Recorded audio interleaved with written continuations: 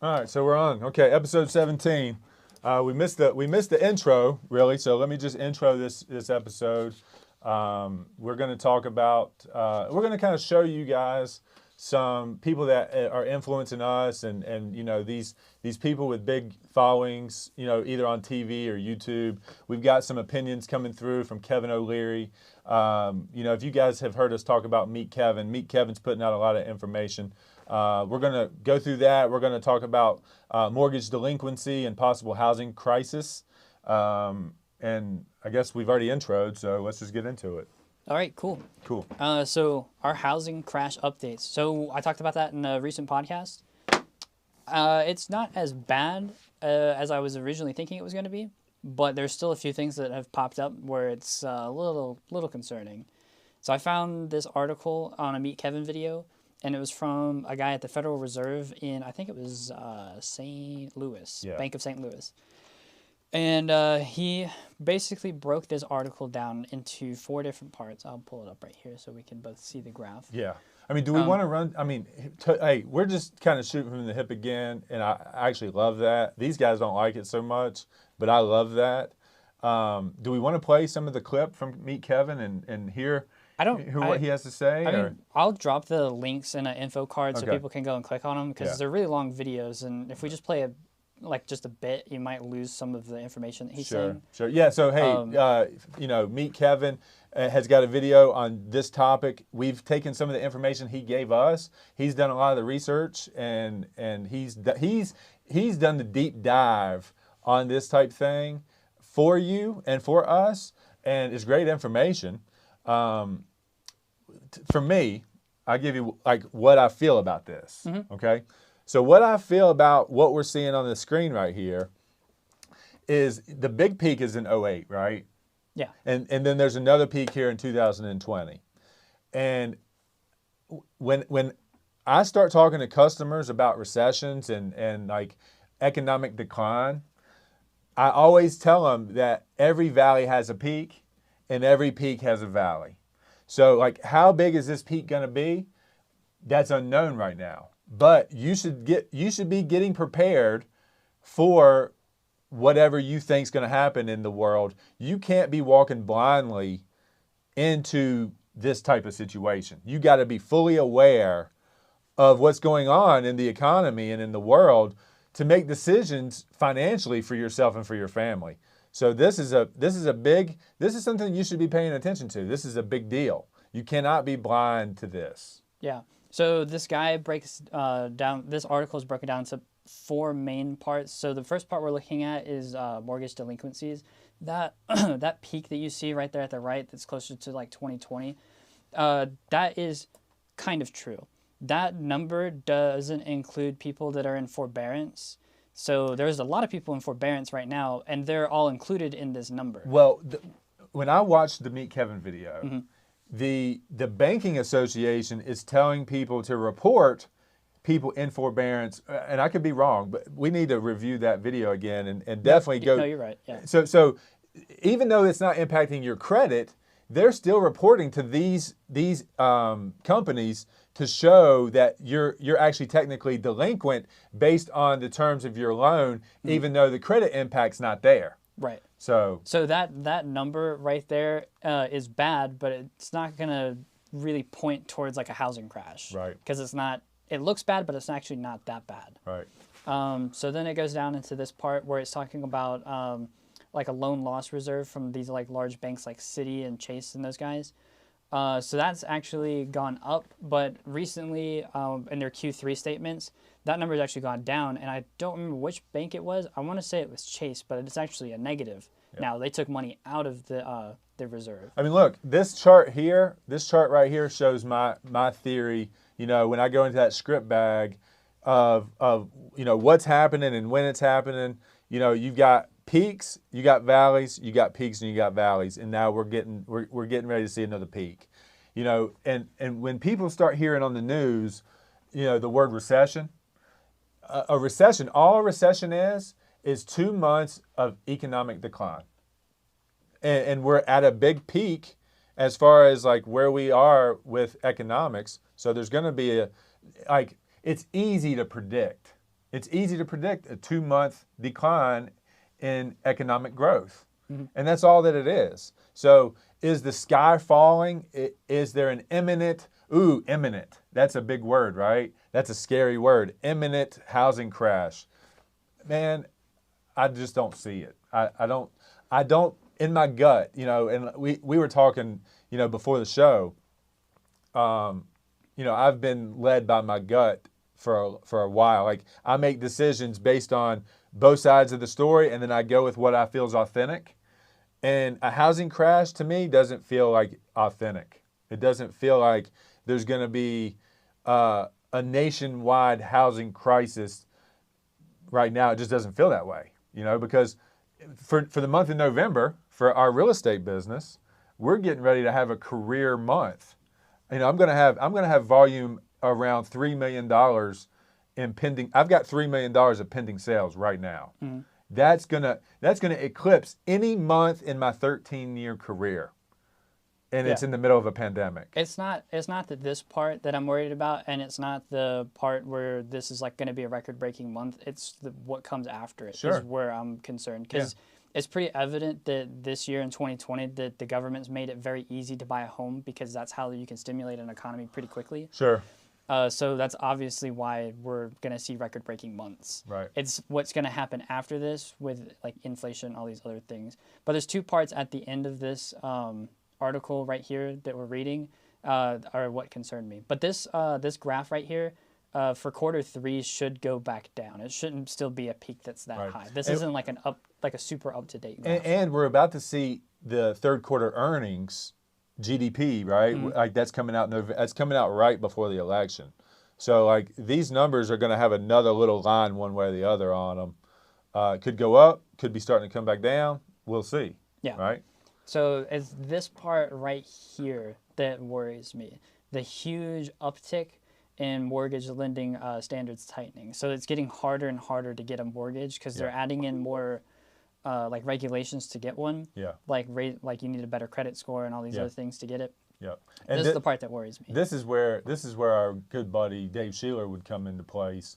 Come into play. He would be able to analyze this because, he has had to raise his credit score requirements. I don't know if debt to income has been adjusted, but I do know that the government-backed loans from the private sector actually created the higher standards. The FHA, the VA, like USDA, they didn't really adjust their standards. The private companies adjusted, and then everybody followed suit. There was 2 companies that adjusted their credit score requirements, and then everybody followed suit. It wasn't anything in the government. It was from the private sector that did that. Right. So I think the reason, it's not all the reasons, but I think one of the reasons this is happening is because they had a huge influx of people going and applying for mortgages, and they were just like super overwhelmed. So they made it tighter for that reason. Well, they made it tighter because of the unknown. They got afraid. Yeah. They got afraid that anybody. Yeah. I mean, you got to be, you have to be more solid credit score, more solid income. I mean, I'm not, like I said, I don't know if they adjusted their debt to income ratios or anything like that. We'd have to ask Dave about that. But I do know that in the middle of pre-qualifying clients of mine, that if they hadn't already executed a purchase agreement and locked in their interest rate, they had to requalify them. They had to, they went from a minimum of like 620 credit scores to needing like 680 credit scores. So, the credit tightening did happen. And I'm wondering if it has started to relax. So we really need to get Dave on that and let us know if these credit score requirements have relaxed a little bit, back down to their pre-COVID numbers. Mm-hmm. That would be interesting. Yeah. And then this part below it, this is where the real scare happens. The consumer confidence, when they go and like give surveys to these people, it's going like way down. Sure. And this is where it was in about like 2008 into 2007, beginning of 2008. So, I mean, we're nowhere close to this right here. Yeah. But like, if it's a continuous downward any downtick is not good. Yeah. Any downtick is not favorable. Mm-hmm. And this is what happens typically in an election cycle too, probably. Like the unknown. This is all based off fear and unknowingness. Mm-hmm. And And that will drive confidence down no matter what. Then top that on with a pandemic. Yeah. You know, something that's been, really, really like terrible. You know, like this is one of those things that when something terrible happens, hurricanes, tornadoes, pandemics, like, it's destructive. Mm-hmm. And people just tighten up. They just tighten up in that situation. So. Yeah. So my opinion on this, the consumer confidence is falling, and the bank lenders tightening their standards for getting loans. Those two things right there are what scare me. The mortgage delinquencies doesn't scare me that much because they don't include the people that are in forbearance, so that doesn't scare me. And then the loan loss reserves from banks is like going backwards, Mm-hmm. so they're taking money out or putting in less. So that doesn't worry me either. I mean, not as much. It doesn't worry me as much. Yeah. Because some statistician has gone in there and been like, oh, it's not as bad as we were thinking, but we still need to keep money in here. So those two parts don't scare me. It's the bank lending standards are tightening and the consumer confidence is falling. Because if consumer confidence falls, that's what dictates the market, because that's your demand. Here's what I know is when consumer confidence falls like that, Mm-hmm. and people become fearful, the people that are prepared for this are like, where's my Hooray. opportunity? They're like, hooray, where's yeah. my opportunity? And getting yourself in a position financially when the world actually becomes for sale, that's where everybody in history has made their wealth, is when there's been great opportunities to purchase. Mm-hmm. If you're making purchasing decisions when you're at the peak and you're selling off in the times of fear and unknowingness, you're not going to generate any wealth. You're not going to generate, especially, one generation wealth, me collecting money for myself and being able to use that money to get my life in order the way I want, that's nice. Mm-hmm. That a lot of people would just wish for that. But to have generational wealth, you have to play this game. Yeah. You have to play this game. Yeah. So, and like I had a conversation with someone about the stock market last week that went very negatively, and it was because of like this whole scare tactic thing. But that's a whole nother subject. I could talk about that for like half an hour, so we won't go into it. yeah. But Another episode. yeah, another episode. We'll go into it in another episode. Yeah. I might do one where I give like some like little financial advice. Yeah. But And you know where that's going to come in major league is when we actually bring people in here like Derek, and we've got a whole strategy, not just their social media, but like a financial strategy for when they actually start making money. Mm-hmm. Like we're going to be like the ultimate consulting situation, Yeah. and we're gonna be able to uncover this black hole of the New River Valley, and like be discovered by people that could really change our life. Mm-hmm. That's what my goal and hopes are for the platform that we're developing. I've gone so deep lately on like what I want this to be and how we're going to be able to bring people in. There's some really crazy things going on in the world, and having people coming over and talking with us about their perspective on things and actually getting viewership, man, that would be awesome. Mm-hmm. And I hope that this is what this is going to be at some point. 100%. Yeah, I think so. So I found like a little fun topic is top places to retire in 2020. This is a fun topic. So I chose this one in particular because it has the place that I want to retire in it. Oh yeah, so this list has your place? This list has my place. Right on. My place is number 8 right here, Asheville, North Carolina. So is that where you were originally from? No, I was actually from Wilmington, Ah. but I chose Asheville as a place that I really wanted to retire. So one being the mountains. I love hiking, and I think the mountains in Asheville are probably some of the best looking mountains in the whole Appalachian Mountain range. Sure. So, and their downtown area is like very like, there's a lot of character there. It's like a lot of these old style looking, almost kind of medieval buildings. How are you around the beach in that location? Like, No, Asheville is on the western side of Charlotte. Gotcha. So it's more closer towards like, I guess like Knoxville. Okay, yeah, well that would make sense if it's mountainous. Yeah. So, but yeah, no, I chose this because I love Asheville. It's a really great place, and also the Biltmore is there. That's a really beautiful house. I love that house. Yeah. That's cool. Where out of these places would you retire? I'd probably go to Miami. Miami. And the reason being is like that's the most luxurious place on the list, in my opinion. Yeah. Oh yeah, probably. Yeah. And, you know, Well, Sarasota too. well, the glitz and glam of Miami. Yeah, You know, okay, like yeah, you know, I am looking for the shiny thing, Right. right? Yeah. Yeah. You know, mine's not on the list, but if I, you know, honestly, to be 100% honest, I'll never move from here. Are you gonna retire here? I'm going to retire here, but if I achieve my goals, I'm going to be able to vacation at places that I own property. Okay. Yeah. So like in Las Vegas, I'm going to have a pad in Las Vegas. In Miami, I've always loved Miami. If I want to get away for a couple months because it's cold in Blacksburg and I know the sales machine is up and running, dude, I'm headed to Miami. Perfect. You yeah.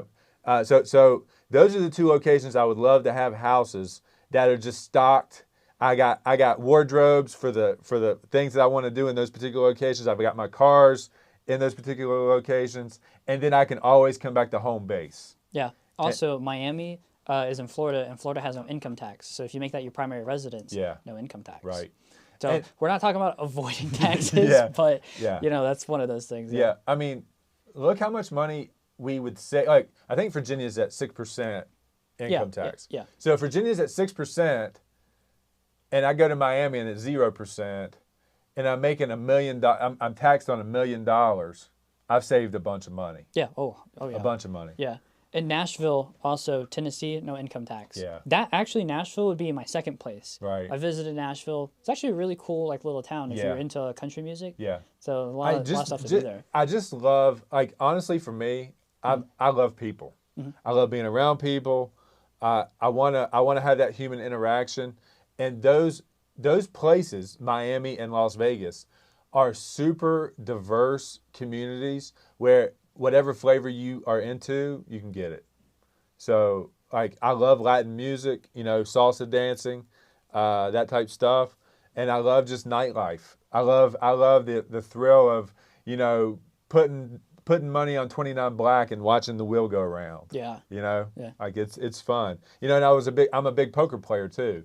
So the capital of, you know, that is Las Vegas. If I wanted to get into the World Series of Poker, you know, which I do have some goals of maybe making trips to do that one day, and like be involved with the World Series of Poker, like within, you know, after I get this business built, I'm going to try to develop a life again. Yeah. So that's my goal, is like, I'm all in on getting this business built. So I got something that's repeatable and sustainable, and I know what's going to happen. It's predictable. And then get back to building a life, that type thing. I wonder why Myrtle Beach, South Carolina is on here. It must just be because it's close to the beach. Well, I've been there a many times. lot of the Mid-Atlantic love to go to Myrtle Beach. And honestly, I was a Myrtle Beach hater for a long time until I went to this other beach. I don't even remember the name of it. It was such a bad experience. They didn't have anything. They didn't have anything that I was accustomed to. And I really gained appreciation for Myrtle Beach, South Carolina. Oh, okay. At that point. Yeah. I don't know. Maybe it's just because I went to Myrtle Beach like almost. I remember there was a year where I went there almost every month because Wilmington's like 2 hours away. That's like a day trip for us. Yeah. And we just went there so much, and I'm just like, I'm so tired of Myrtle Beach. Right. So maybe And that's that's how I got. That's Yeah. how I got. You know, like, just like the over and over and over, like, this is all we do. Can we have a little diversity in our vacation? Yeah. And but I went somewhere else one time, and I was like, dude, get me Myrtle Beach. Get me back to Myrtle Beach. Yeah. I have a friend that lives in Sarasota, Florida. And I'm actually kind of surprised that it's number 1 on the list because That is surprising. it's probably next to Miami, probably one of the most expensive places to live on this list. Yeah. Like per square mile.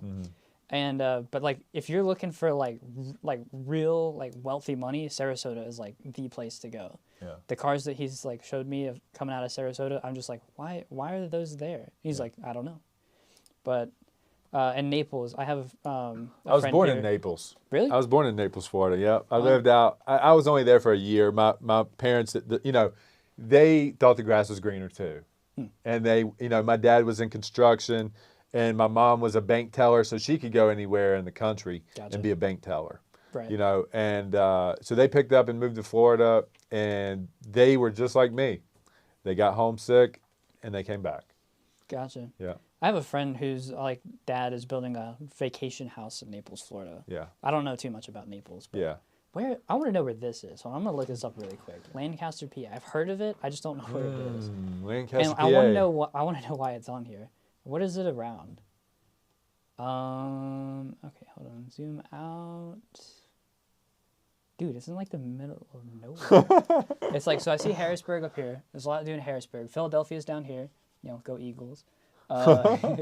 There's Wilmington, Delaware there, and then you got Baltimore down here. It might just be proximity to like all these places. Could be. And like cost of living, maybe. I don't know. Maybe it's low cost of living, but if you wanted to go do something, Philadelphia is not that far away. Harrisburg's right up there. It's almost a suburb of Philadelphia.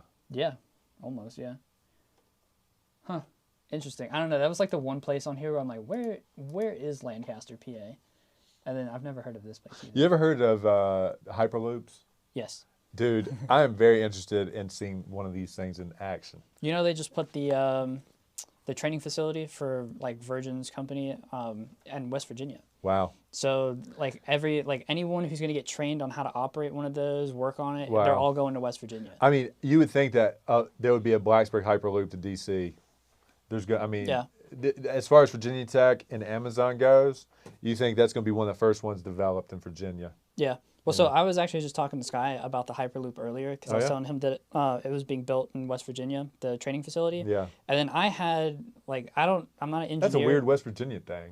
I don't know exactly how it happened. The only thing that I can think, I could do more research into this, but the reason I think it happened was because coal's becoming less popular, and West Virginia is a big coal mining. So they needed state. revenue. So they need a job shift in Yeah. West Virginia because Yeah. people are going to start losing jobs Yeah. if we go away from coal. Yeah. So if they set that up there, it sets them up for the future. Practical. I like it. You used pure logic to come to that conclusion. Yeah, I mean, I just if I was taking a guess, I would say that's that what was a it good is. guess. But no, so actually, this is a crazy idea. So trains are pretty much nowadays just used for transporting large items across the country. Yeah. They're not. I mean, Amtrak's still kind of a thing, but it's not that great of an experience. So I was thinking, what if you converted every train station where people would get off into some sort of Hyperloop thing and built infrastructure on top of the railway?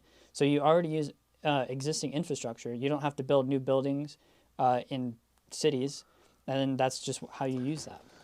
I thought that was gonna be like an underground, like a subway type thing. I think it is going to be underground, but I was like, what if you could put it overground? You could just use that. Yeah. Yeah. I don't think it might just be too big. I just want to see one active, and Yeah. it's gonna happen on our lifetime. Oh yeah, which probably. is gonna be awesome. Yeah, 100%.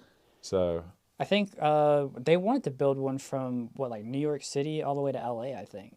And they said you could get there in a few hours. Dude. Which is insane. That is insane. I mean, you're traveling at the speed of a plane. I just don't see how they're going to be able to see. Human body can only take so many G's. Mm-hmm.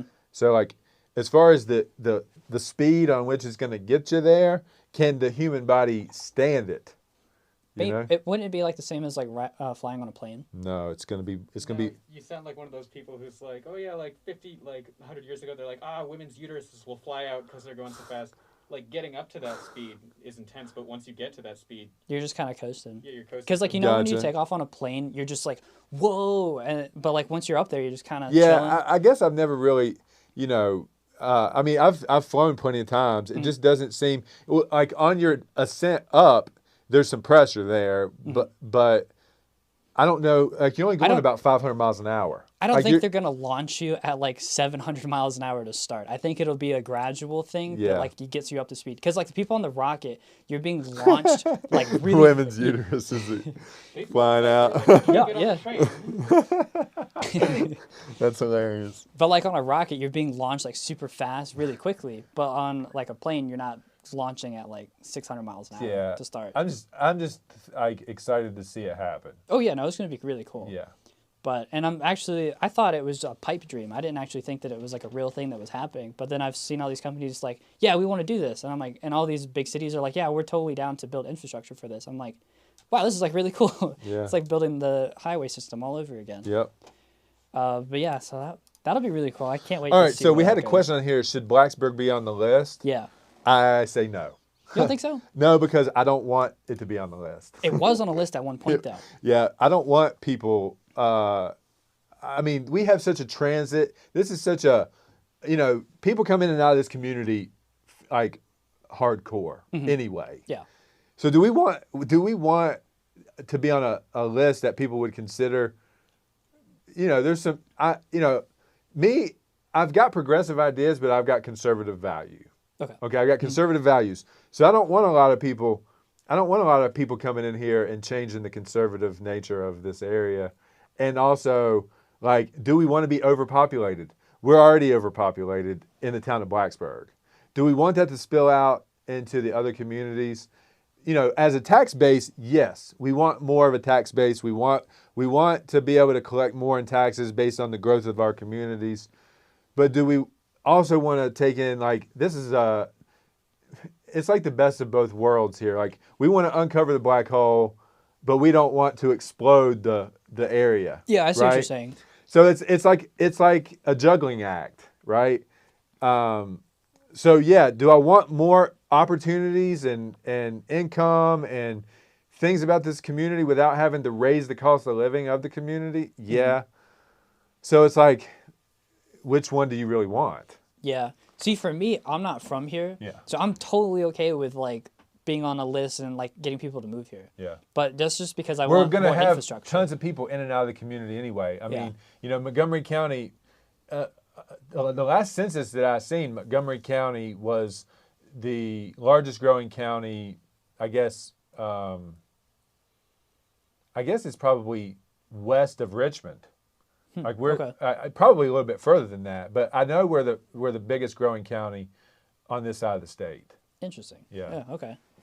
Now I'd be down to be on to grow this community out a little more, because I think people are trying to work on that, right? Aren't they trying to build bigger housing developments to spur more opportunity? The private sector businesses that want to come here and do business here are going to inherently grow the community.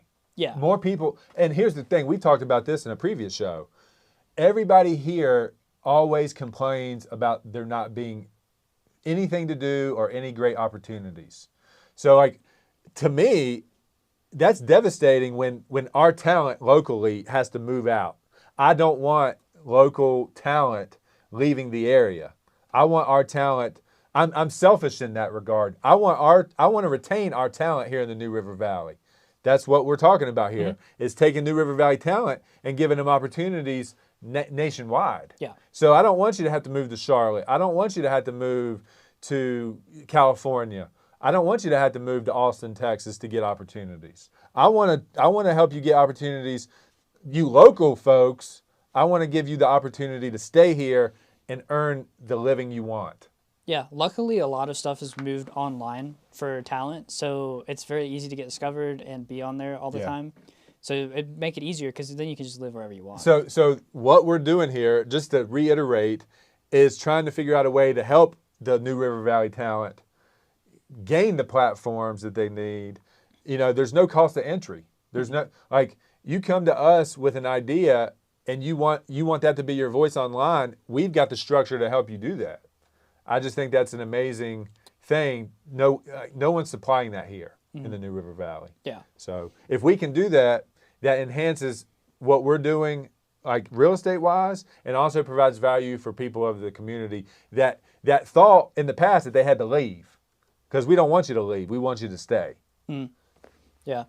So kind of backtracking a little bit to we were talking about forbadences earlier. I found an article saying that 400,000 homeowners are being needlessly delinquent, according to Realtor.com. There are 400,000 people that just aren't taking forbearance from their... And then just not making their payment? Yeah, and they're just not making their payment. They're just going in debt, and then they're going to lose their house at the end of 2020. That's crazy. So this article, I'm going to link it down below. I highly suggest that everyone watching this video, if you're behind on your mortgage, go check this article out. And I'll find a better way to show it to everyone, but it has a nice little video from someone at the Realtor magazine saying oh, this is how you do forbearance, this is what it's about, this is what it does, kind of explaining it to everyone, and have a nice little brochure that breaks it down and lets everyone know this is what it looks like, so you can see pictures. Yeah. So because I feel like a lot of people just don't know what forbearance is, and they think it's really, really bad. Yeah. And it's if you negotiate right, you'll be okay. If you're in if you're able to hear this, if you're watching this, and you have a relationship with me already, and you're here locally in the New River Valley, if you're in stress financially and you're not communicating that to me, that's actually what I'm here for. I'm an advocate for you, and I'm here to help you with strategies and tactics to make sure that you're not going to be financially harmed in this situation. I'm actually the person that you need to, don't be embarrassed. Don't have enough, I mean, obviously you got pride. Just don't be so prideful or embarrassed to have that conversation with me, because that's exactly what I'm here. Your information is going to remain private. There's no judgment. There's nothing that I'm going to say into the public about your situation that's going to embarrass you. Like, I've taken an oath, and as a fiduciary of yours, I'm not going to be spreading rumors about you. Like, you need to come to me quick when it comes to financial situations that are going to affect your credit, your housing, everything involved, and let me help put strategies to you that are going to help you get out of these situations. I'm just an endless resource in this time if you're going through hardship. Mm-hmm. So if you go in forbearance right now, don't you get, I mean, like, going in forbearance affects your credit score, but isn't it like right now that it's not going to affect your credit score? Oh yeah, typically forbearance would impact you credit wise. Yeah, normally. But now it's not. Yeah, you can get 365 days of forbearance with no impact on your credit. Mm-hmm. Yeah, because usually it's 6 months, but they've upped it to a year. Yeah. So there's really no reason for no one to not take forbearance. Yeah. The fact that people aren't doing it is like and you crazy don't even see, typically back in the day, you would actually have to fill out a bunch of paperwork. You'd have to prove your financials. You'd have to prove your hardship. All you got to do now is raise your hand. I'm affected by COVID. And then you get a year's worth of forbearance if you want it. Now, what that will mean for you after the forbearance is over, you're going to have to negotiate with your financial institution, it sounds like, to get that rolled back into the back end of your loan, or they're going to want that all up front. So you need to take what you can get, what you need, and then once you're back in financial shape, you need to get back on your payments. Yeah, I heard banks are being really sneaky about that right now because they understand everyone's situation. So what they're trying to do is they're trying to get them to up their monthly payments so they make more on the interest side, like quicker. But really what they should be doing is putting it on the end of their loan. So that's at like the bottom of the list. They have like 4 different things that you can choose from. The 4th one is like putting it at the end. So here's the only problem with the private sector is in these situations, if there's not proper consumer protections outlined, there's easily advantages for the person providing the service. Mm-hmm. They can be more predatory, and that's the thing that's when the consumer needs protection. Is in these times, in these situations where it was out of their control, and the government said, this is what you got to do, bank, and they need to be making sure that there's oversight on how they're going to recollect the things that they were given grace on. So once you gave grace, does that mean that you can be predatory once grace is over? No, you need to be fair. Yeah. So. Yeah. Okay. So what is your favorite real estate app right now? All right, so, this is one that we're shooting from the hip on. For me, the one that's making the biggest impact for my business right now is a Facebook product called Workplace. Mm-hmm. And what that is it's pretty much Facebook for work, for business. And that it's a platform that I'm already used to. We're already all used to it. Yeah. We're all on Facebook. It helps us communicate, it helps us with projects. It's probably the number one tool that we're using for team collaboration. Mm-hmm. So for right now, what we're using that's the best in my opinion is Facebook Workplace. Yeah. If anyone's ever done like a deep dive into what Facebook used to be back in, I think it was like 2013 is when it came out or something like that. This Workplace is actually what Facebook used to be. It used to just be like a way to communicate within like Mark Zuckerberg's family because they were so separated. Yeah. So that's kind of what Workplace is. It's like your own private like little sector of their app. I'm interested to see how it evolves and if you can like connect with business like Embrace Home Loans. I'll just use Dave Sheeler again as an example. Okay. Can Dave Sheeler be on Workplace and then we connect on Workplace and collaborate when we need to? Yeah. That'll be interesting. What was that app? Oh, there's another app that's similar to Workplace. I think it's called Slack. Slack, yeah. Slack is working on a business to business side of their app, so that way you can communicate outside of. I'm outside of your business. Facebook has been developing these ideas, and if you chart Facebook's history, you're gonna know that Facebook's gonna go and rip off every great thing another company's doing for their own platform. How do they do that? Like honestly, how does Facebook do that? Pull them up Facebook Workplace so they can see it. Okay, yeah. I gotta be careful. I don't want to like leak something. Don't worry about it. We don't have nothing. We don't have nothing that's that important. All right. So this is Workplace. So that's all of our chats. That's how we're communicating with each other one-on-one and team collaboration. Yeah. And then when we go into a transaction, we post. I take a screenshot from Loop. I put it on there. I tag my team. This is just where we trigger everybody, and that we have discussions on the things that we immediately have needs for. And it's been, for me, it's been really good. We're still learning, and we're still trying to develop things, but this has been a good, solid foundation for us to build on. So that's what we're using. That would be, in my opinion, the most used and the one that's helped us grow the most is this program right here. Yeah, it's so simple too, because it's so much like it's familiar. Facebook. Yeah. It's familiar. Yeah, it doesn't take like a genius to be able to use right, this. because we've been using it for a decade already. Yeah, you don't have to train anyone how to use this. Yeah. They're just like, hey, have you used Facebook? Yes. Okay, here. So, it's a really great program. I love it. Cool. So that's for me. There's going to be, we could go so deep on that. The best real estate app.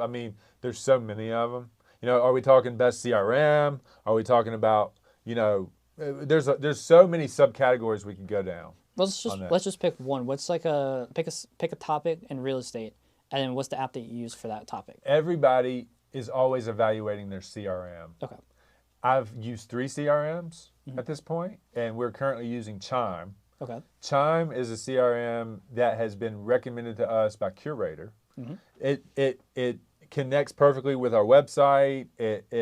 It's kind of like, I can't get the word out right now. It's like perfectly built to handle our Facebook advertising and the leads that come in from it. It's very fluid. Yeah. Yeah. So right now the CRM that we're using is Chime, and we're 100% all in on it. We're still learning it. We might be a year into it, and just quick tip for the real estate people watching. It's taken me years, probably 4 or 5 years, as I was an individual agent. Now that I've got a team, we're working a little harder. Things are coming together a little faster. But all the individual agents out there, when you bring in a new CRM, it took me about 5 years to get even halfway through the capabilities of the first 2 CRMs that I used. So you got to be patient. You got to keep learning these tools. The tool's only going to be as good as the person using it too. So if you don't use it, it's worthless. So again, Chime is what we're using now, and it's working out really good. We're bringing in and converting leads. Like I said, November's a record month. I have to give some credit to Chime. I have to give some credit to Curator. I have to give some credit to my admin staff in the media department. Everybody deserves a little credit for that sales volume. Oh yeah. But as far as CRM goes, I would highly recommend Chime. What were the 2 that you used before it? And if you're comfortable saying why you left. Okay, Top Producer. That was my first. That's the name of it. Top Producer. Okay. Yeah, it's a Realtor.com owned company. It was great. It helped me develop a direct mail campaign. It helped me keep follow-ups going. It helped me have a database, initial database. The problem with that was it wasn't updating a lot. It was the same stuff. When you got to the end of the campaign, there was nothing really to go to continue on. It was really kind of like, it was just like jumble. It was just too much. It was just like, and it really didn't connect to the website the way that I wanted. With Curator, I was taking a lot of directions from these companies that I hire. You know, so they told me to go from that to Follow Up Boss. Okay. And so we used Follow Up Boss for a year and a half. It was okay.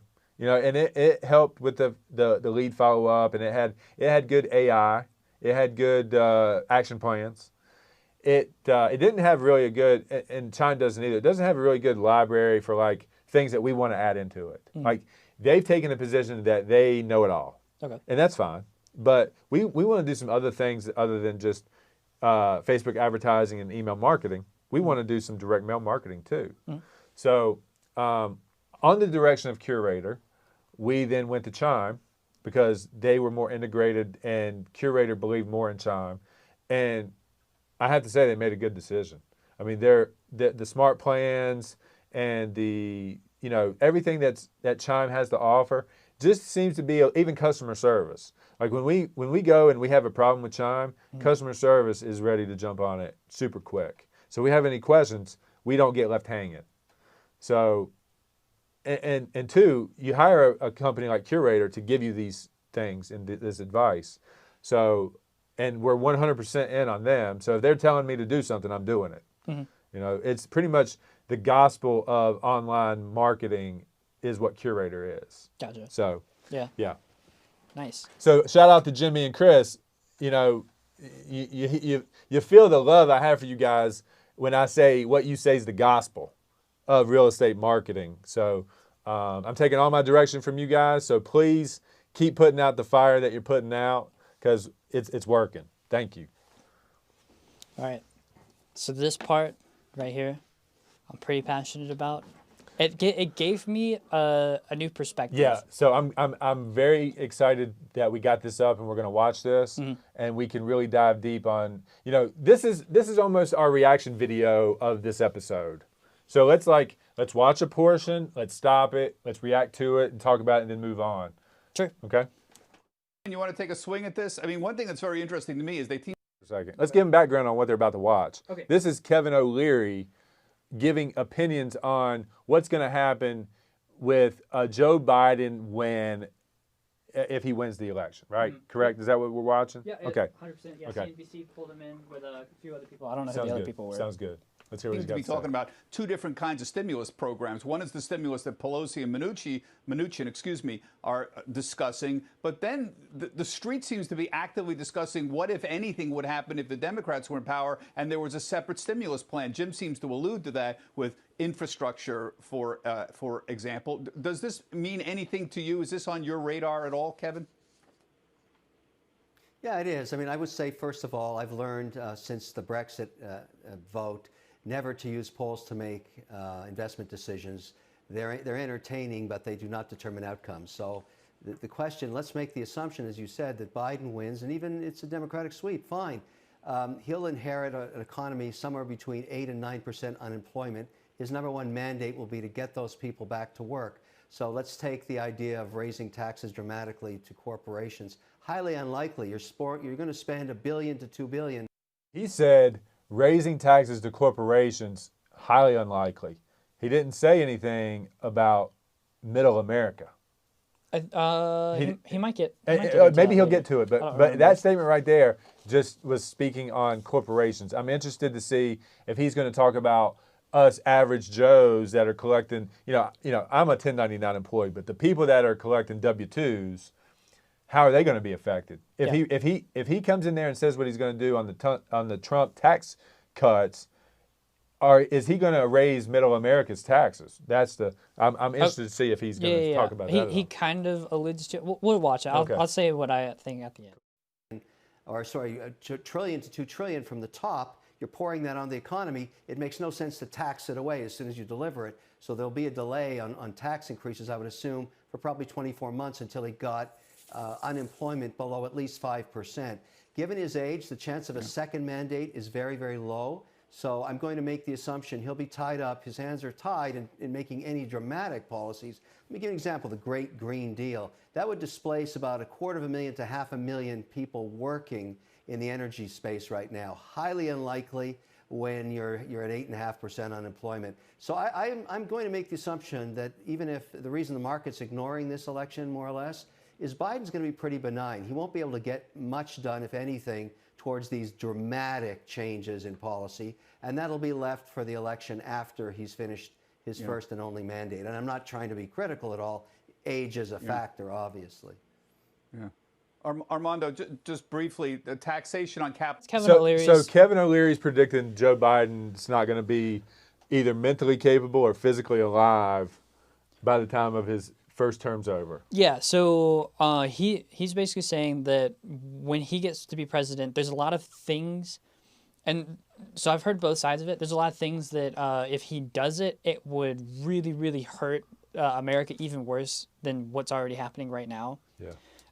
And then to do the things that he wants to do that he's promising this term, he might not make it to a second term because he might croak. So, because that is a factor. So I broke it down into a few different points. He said, so the thing that got me a little enticed on this was he said, politics are entertaining, but they don't determine outcome of the economy. Polls or politics or polls? Politics. Okay. So I thought that was very interesting because I've always been under the impression that depending on which party gets into office determines the way the economy is going to fluctuate in different sectors. So that's what I've always been under the assumption of. But the way that he broke it down, I was kind of like, okay, yeah, you're kind of right. I'm like, you have to look at the bigger picture in terms of what's actually happening in America right now, what they're saying, and then make an analysis based off of that. So it was pretty interesting because I'd never thought about it that way in terms of just looking at what's actually going on, like numbers. So pretty much what he's saying is Biden, even with a total Democrat sweep, everything's controlled by a Democrat. He doesn't think they're going to be able to enact anything that they really want to because it's just not until unemployment's below 5, they're not going to be able to make any adjustments because it's going to cost too many people too much. Right. So he said that Biden would inherit an economy that has between 8 and 9% unemployment. It's like 8.4 to 8.6 right now, something like that. But between 8 and 9%. So his number one priority when he gets in the office would be getting those people back to work. Like that is, without a doubt, the number one thing that he has to do because that's what's going to get the money flowing back in the economy. Right? Yeah. So then he has alluded several times that he is going to raise taxes on people that make $400,000 plus, right? So, and this goes back to what I think Trump was saying back in like 2016 when he was talking about trickle-down economics.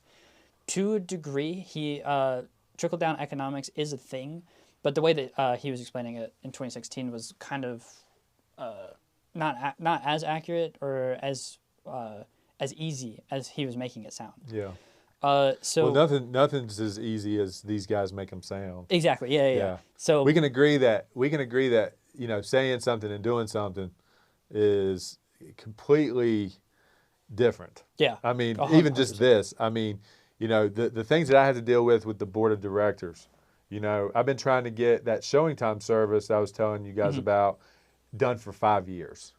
I mean, that's ridiculous. Yeah. Well, remember what I was saying about politicians like a while ago? I was like, don't judge them based on their character, judge them based on their policies because all politicians are crooked, terrible people. Yeah, no doubt. So, yeah, I mean, that's, and this goes back to that. I would like to, I mean, man, it's just so disappointing. Like, you have such the greatest intentions when you go there, when you somebody gets elected for the first time and they're like, oh, like rah rah, and let's get things done, and then they get in there and they just become a part of the swamp. Mm-hmm. Yeah, yeah, no, it's unfortunate. So hold on, let me think about.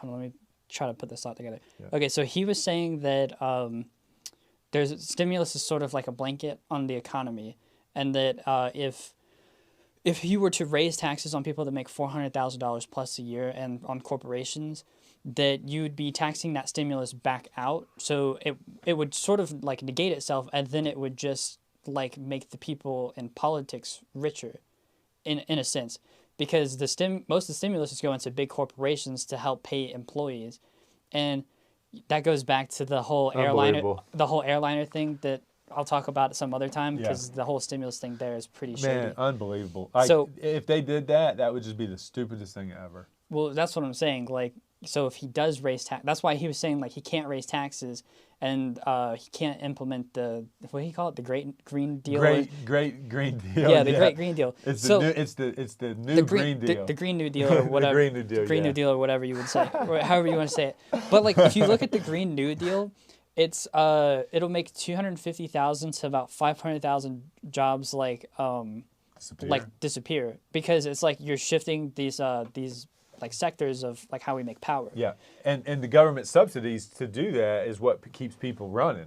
Right. You know. So like $500,000 or not $500,000, 500,000 jobs on top of an 8 to 9% unemployment rate, like would cause that to be even worse, and then the economy would be hurting even more. I mean, so it's just this whole thing is. Yeah, it's crazy. So pretty much, Kevin O'Leary. The way that I interpret that is that Joe Biden has to put the people back to work before he can really enact any of his policy on top of getting people back to work. He has to put people back to work, and he has to wait for private sector companies to like rebalance themselves from this like economic downturn. Right. Do we believe? That's a topic for someone else to. I mean, we can get way deep on this, but we want to stay on brand. So talking about politics and putting opinions on that, we'll stay away from that right now. And we just wanted you to hear somebody that's worth $1 billion give you his opinion on what's going to happen. So again, like the sky's not falling. Taxes probably won't go up, according to Mr. Wonderful anyway. So I was actually talking to I think it was my mom about it because I was like, because she's the one who's been like, if Biden becomes president, the economy is going to fall. And then I told her this. I was like, well, if he can't really do that. And she's like, but what if he does? What if he does enact all? What if he tries? What if he enacts all of those policies? Then it would make these things worse. Yeah. So I mean, I think the timing's just off. Yeah. So he being who he is assuming that the right things are going to be done for the people and for the economy. Mm-hmm. That's a big assumption. That's a big assumption because the rhetoric on the campaign trail is coming out of the guy's mouth is, oh, you're doing well. Well, you're about to have to pay higher taxes. Mm-hmm. So that's scary. That's scary for people that don't want to pay higher taxes. And I know nobody I know cares to pay higher taxes. Yeah. Well, so like I don't know about you, but I don't make over $400,000 a year. Yeah. So I wouldn't get taxed heavier. If you believe what they're saying. Yeah, if we believe what they're saying, as long as he doesn't, drop that number down. Yeah. If it stays at 400,000, but let's just say it stays at 400,000, if those people got taxed heavier and they're already struggling with employment because there's a lot of companies putting their employees on furlough. Yeah. Like they won't be able to pay them if they're paying more in taxes because that's where that money would be going. Yeah. Like it doesn't seem like corporation tax hike is going to stimulate more employment opportunities for people. Yeah. In my opinion, logic doesn't mean if I've got more revenue because I'm paying less taxes, then I'm thinking about how am I going to grow my business, and the only way to grow my business is to add people. Mm-hmm. If I can't add people, my business doesn't grow. Exactly, yeah. So that kind of goes back to that thing that Trump was talking about back in 2016 with the trickle-down economics. That's kind of how trickle-down economics would work. Yeah. Is like the more that they're spending in taxes, the less likely they are to be able to hire other people.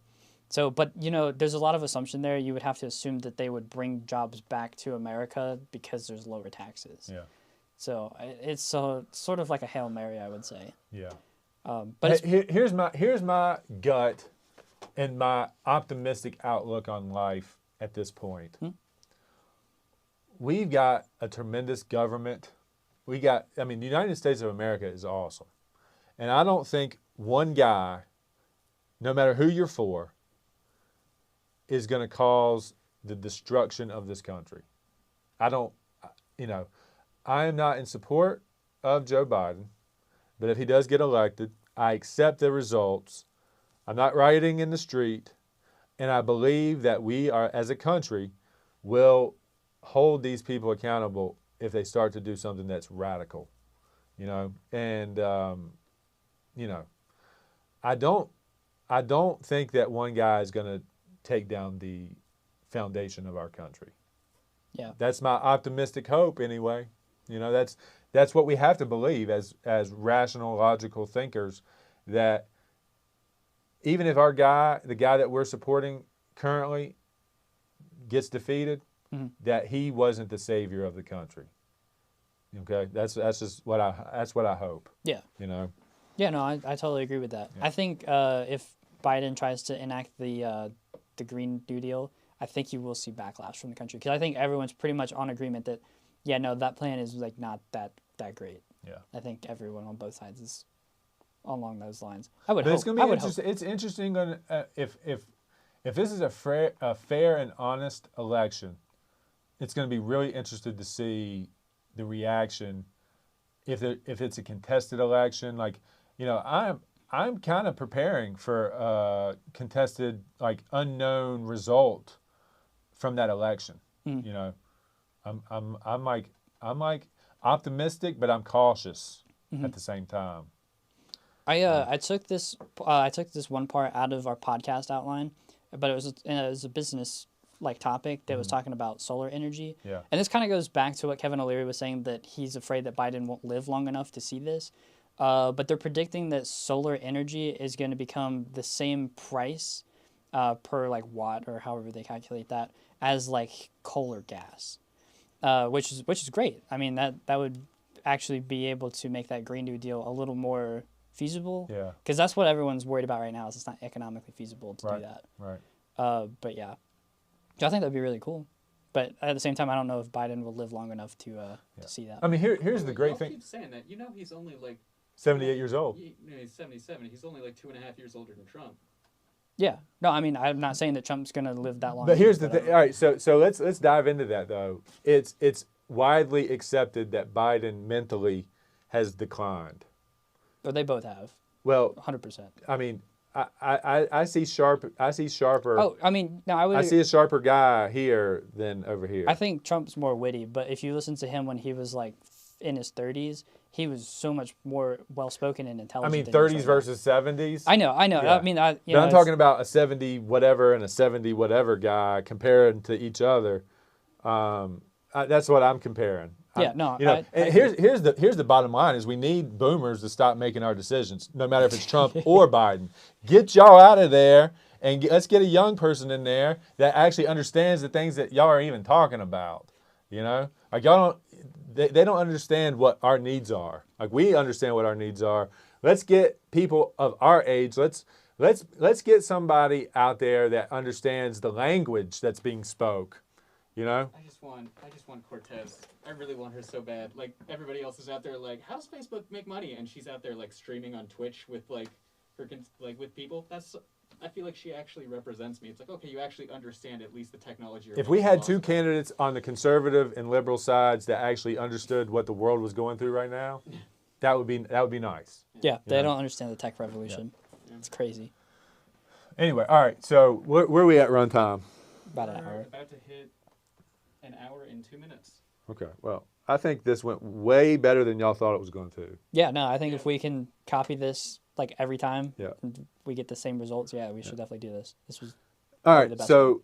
best So we're gonna wrap it up. We're gonna wrap this up. We're not gonna give you any behind the scenes on this one. We're gonna do that more though. You know, there was a big debate on like if we should have run this show or not, and I think this is probably gonna be, as far as micro clips go, I think you're gonna get more out of me on this show than you probably have. Mm-hmm. So I'm excited about that. Derek, we want you to be in here, man. We're hoping that your tests are coming back negative. You know, we're interested in having you back as soon as you can get here, man. Anybody out there that wants to have a platform, we're trying to develop that for you. You can come in and talk to us about that. We can run a whole podcast on your thing. You know, whatever your thing is, we can kind of evaluate that thing. We're going to be highly critical. I mean, we're going to give you constructive feedback. I mean, you know, we know how hard this is. We're learning every day.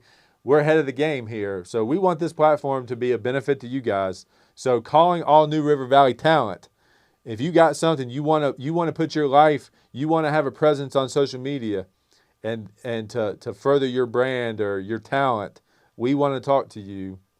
and contact us. We need to have somewhere where they can contact us at. I guess direct message us on Instagram for right now. Instagram, my email's in the description. So contact us with your idea and when you'd be available to come talk to us. We run this show, just so you know, we run this show live Tuesday at 2:00. We're not deviating from that.